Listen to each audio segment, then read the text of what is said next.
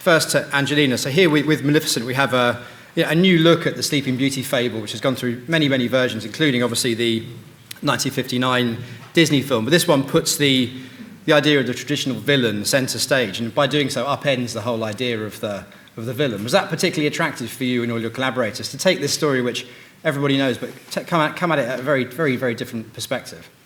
Yes, I think I remember hearing that they were going to make a film about Maleficent, and we thought, God, how could you possibly make a film where the center character curses a baby, and in any way make that appealing? And Linda Wolverton really wanted to back up the story and understand how she became evil, and I think that's a really interesting thing to do, and to question about human nature, and there's a lot in this film that we hope answers for people that love the original and love the christening and love the fun of her and the wickedness and love Aurora and all her loveliness, but then also we wanted to make it more for modern audiences, where it goes deeper and they're more complex characters, their relationships more complicated, and so we hope it's not just a kind of a new spin, but it's also like really updated it to make it more meaningful and give it more resonance to today. And Elle, on the back of that question there, this idea of the update, what do you think? Obviously, we see Maleficent from a very different perspective in this version of the Sleeping Beauty story. What's different, do you feel, about Aurora? What's new that's being explored here? What does this film allow us to see of her?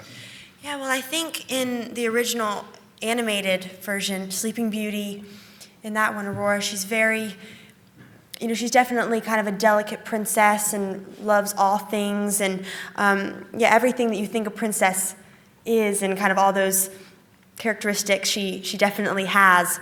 But in ours, she still is that way, and she loves everyone, and is very open, and she's not afraid of Maleficent when she meets her, which that kind of terrifies Maleficent. She's like, everyone's normally so scared of me, but Aurora, she hasn't learned that she hasn't learned to be scared of things that look odd, or creatures that have horns, and it's nice for Aurora in this one. She has more depth, and obviously there are a lot of secrets that are kept from her. She thinks both of her parents are dead, and she lives kind of very isolated in this cottage with her 3 fairy aunties, and so she doesn't really know much about outside of the forest, and it's nice that I could bring more layers to her, and have more strength than just kind of the pretty princess that's in the original Sleeping Beauty. Final one for me, Angelina. Despite the new perspective on the villain, presumably it's still incredibly fun to play a compellingly wicked character like this. It was so much fun. Yeah, she's. It was hard at first. I was actually quite afraid to do it, because I thought, God, the first one was done so perfectly. I thought she was so cool when I was young. She was so elegant and powerful, and such a great voice. And I don't. As an actress, I do film. I don't do theater, so I don't naturally have that voice, and I'm not used to that kind of performing. And she not only had to have this kind of big voice, but you also have to there's no halfway when you have horns and big. Everything about her. I think I had to embrace my bizarre and my silliness, and with yes, it's a beautiful. I think it is a beautiful story, and it has a lot of depth to it. But we got a little crazy, and we had a lot of fun, and I hope that resonates, and I hope that people really are entertained by it. We really did this. I certainly, for this performance, I wanted to entertain, and I hope we did. A bit about your childhood with fairy tales. Which ones did you like especially? Which ones did you hate? Which figures did you love and hate? Did you play at school a part in a fairy tale, and which one? And now, as a mother of 6, how do you handle, did you handle and do you handle that all with fairy tales? I'm going to get this, I promise. I wasn't as into fairy tales when I was little, and I think it could also be, I was of the generation of the earlier Disney films, where at that time the princesses, many of the female characters, with the exception of the Maleficents, we're not little girls that I admired. The princesses were not characters I looked up to or identified with. I think that's very different now for my girls and the more recent films. My kids, I read them. There's this Tashi is this story that they love, and he comes in a series of this. Well, it's too much to explain, but anyway, it's Tashi and it's great. But I usually make up stories for my kids. I don't.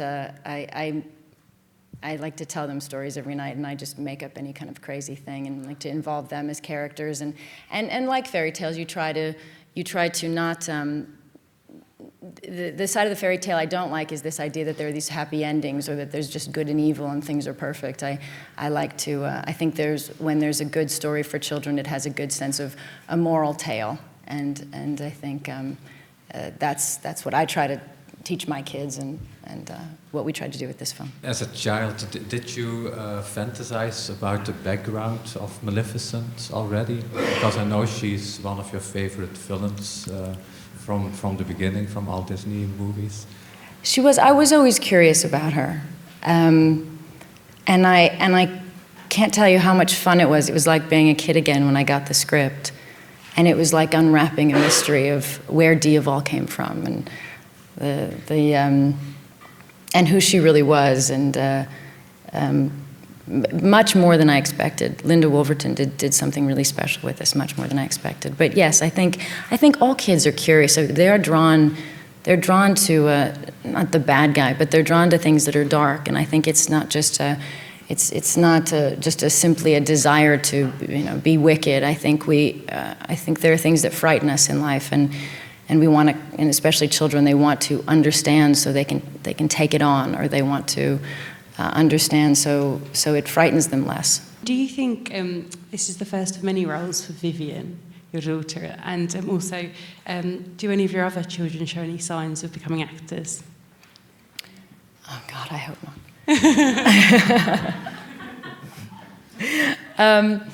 And the only reason, we never have intended, and we still don't, to put our children in film and encourage them to be actors. I encourage them to be happy in whatever they wish to be. But the reason that we ended up needing to put Vivian in the film is because it was a character when Aurora is 5, and she has to, as she said, not see me as a demon. And all little kids that came to visit set, crew members would bring their children, and they would see me, and they would be terrified. They would cry, or they would freeze, and they certainly couldn't do a scene with me. So I didn't. It actually was genuinely out of necessity that it had to be Vivian, so we could have a good scene. But I don't know. It was a. It's still funny to us, like anybody. It's our little girl, so we see her, and she's just silly and sweet, and the idea that she's in a movie is still kind of funny to her mom and dad. Angelina, when you're playing a character like this, can you shake her off, or did you go home and scare the family? And Elle, what was it like acting opposite such a terrifying character? Or is she like that in real life? Let's start with Elle. No, she's definitely not terrifying in real life. But I do think that no one else could have played Maleficent. I mean, there's also, for me at least, before I had met Angelina, I mean, you hear the name, Angelina Jolie, it's like, it's that name. And then I remember meeting her for the first time, and we were at Pinewood Studios, and it was kind of that day. We were doing rehearsals, and I didn't know that I was going to specifically meet her then. I didn't know if she was here yet, but then kind of went around like, oh, she's here type thing. And then I turned the corner, and there she was, and she was, no horns or anything. She was just normal clothes. And but right away, she kind of became flesh, She was like, the name kind of went away, and it's just like Angelina, and people on set are like Angie, and so and right away she gave me a giant hug, and she said, "Oh, we're gonna have so much fun working together," and she shook my shoulders, and I remember that. And yeah, so it was amazing, not terrifying. But when I did see her in the costume for the first time, I wasn't scared. I was more excited. But she had those contact lenses in, and she definitely didn't look like herself. That's for sure.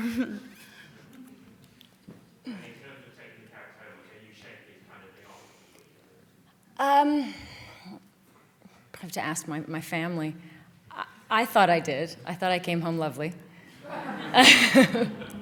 The interesting thing about it is, as much as she's a villain and she's dark and she's considered mean, I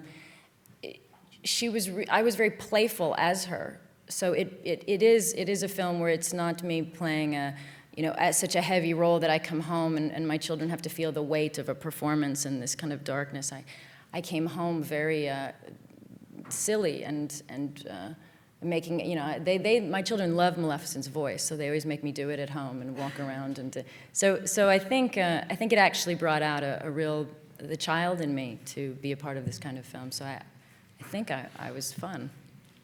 After becoming the world-famous villain, experiencing her complexity, please tell me, for you as a person, is there anything in her behavior, in her character, that you might envy or maybe admire her for?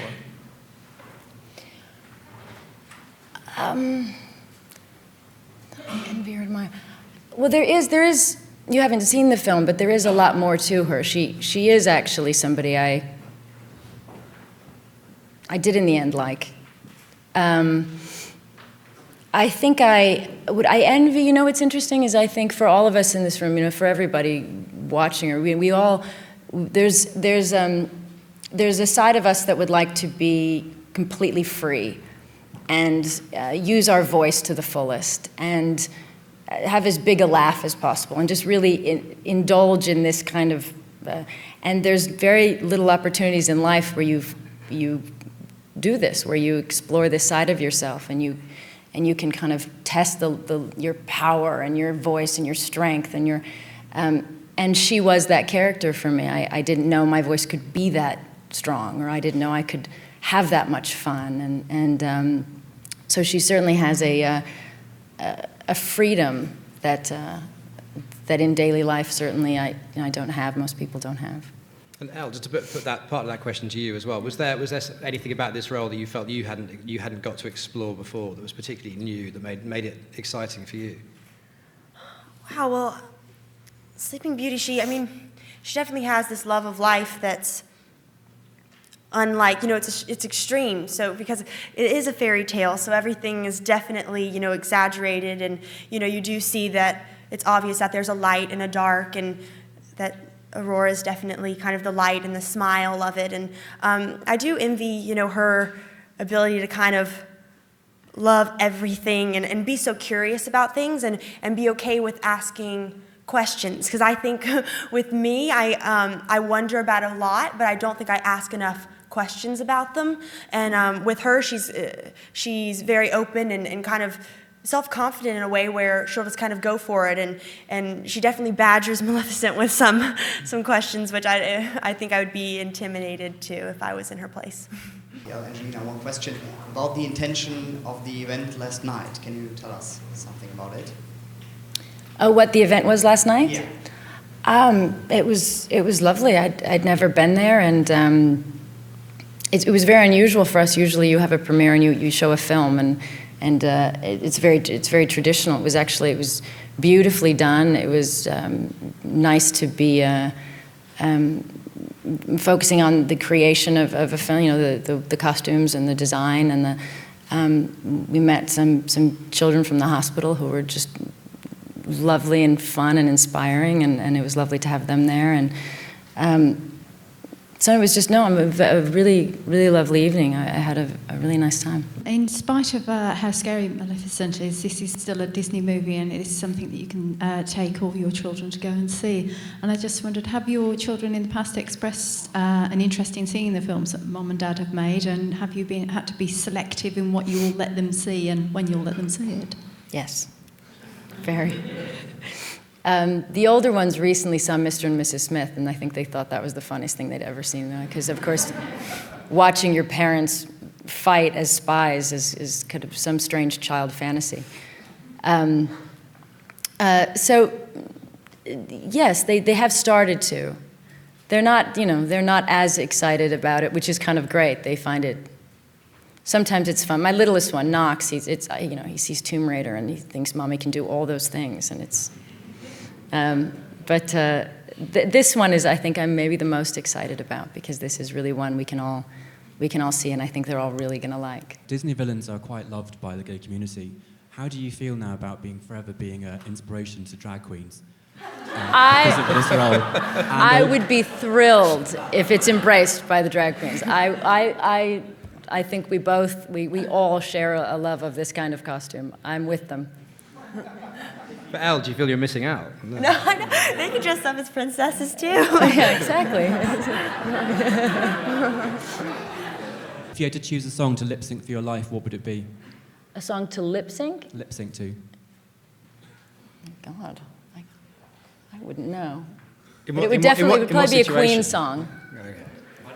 So it would be a Queen song. I just couldn't figure. I couldn't pick one at this moment, but it would definitely be Freddie Mercury. I wonder where acting now fits in with your priorities, given that you've got directing as well you're getting into, and also your work for the UN and prevent sexual violence. It's going to be taking more of a backseat. I've had a wonderful career, and I'm very happy to have all the opportunities I've had to tell stories and work for as long as I have. I'm sure there'll be a few more films, but I'm happy I'm able to be selective and have fun with characters like this.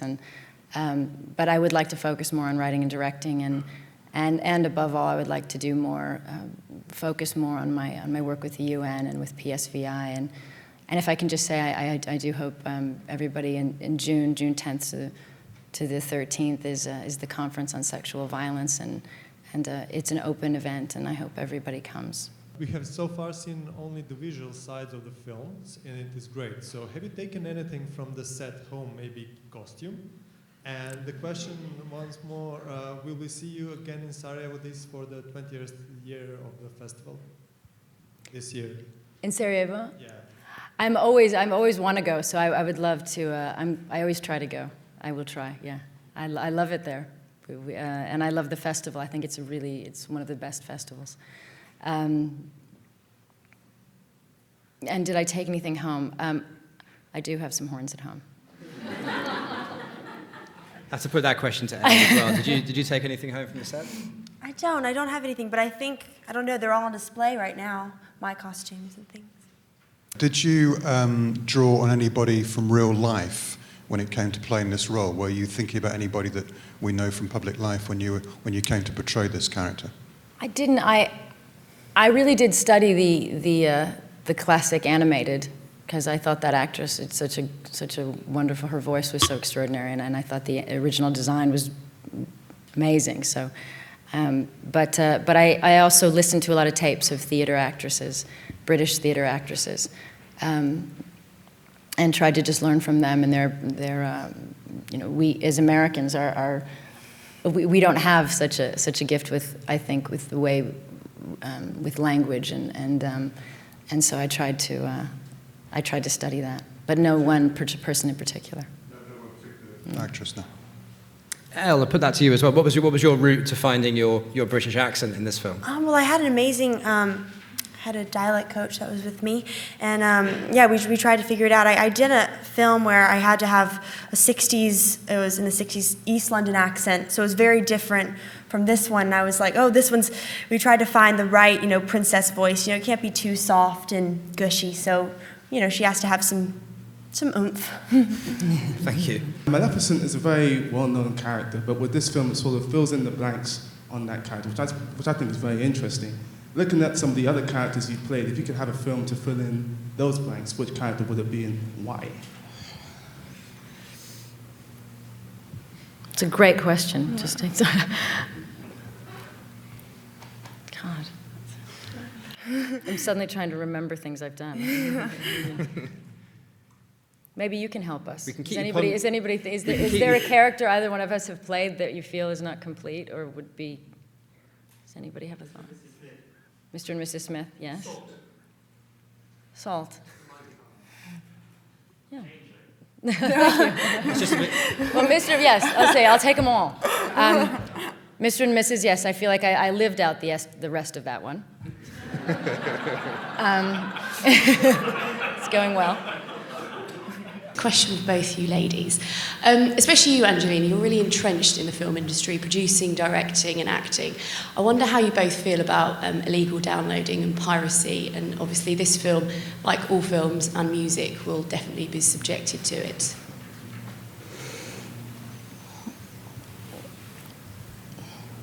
If it helps, it comes as looks like a deal is about to be struck in the UK between the entertainment industry and internet service providers, that there'll be no sort of punitive measures for people who are offenders, illegal downloaders. They'll just be sent a letter saying what you're doing, an educational letter. So nothing really strong against these people. And obviously it affects the industry massively. It does, yes. I don't know if I'm the best person to answer that, because that's quite technical, but maybe generally. It is. Well, I mean, I just, in general, you as artists, our job is more, we want to entertain as many people as possible. We want to get stories out. So, But it is a business, it is an industry, and you would hope that people wouldn't do something that would make it more difficult to be able to make films and do films and have. But you also want your films to reach people. I don't. So I don't know. I don't know enough about the recent situation to be able to really give you a great answer on that. You must have or people of your age who, because lots of people do illegal download. Yeah, I don't know much about it, but I know it feels like, they should, it's, if it, they're doing it illegally, and if it's hurting, other people or any other businesses, it seems like it sounds wrong. Yeah, I mean, you do want law, and you want law and order, and at the same time you hope people will be able to afford to and have the access to all the art and culture that they want, and keep it affordable to them. So maybe that's part of the answer, in making it possible for people to. It is the biggest problem facing the entertainment industry, though, piracy. It might, could cause the music industry to collapse, and possibly film and TV. I mean, obviously, then, that's. It's illegal. So I don't really think there's. I think that's what we're trying to understand with the question: is something illegal? Yes, it is. And so. I'm going to move it on because we're so short of time. You mentioned earlier the sort of princesses of Disney in days gone by. I just wondered, from both of you, were you conscious of having a sort of female role model for a new generation of children, and how did you approach your characters with that in mind?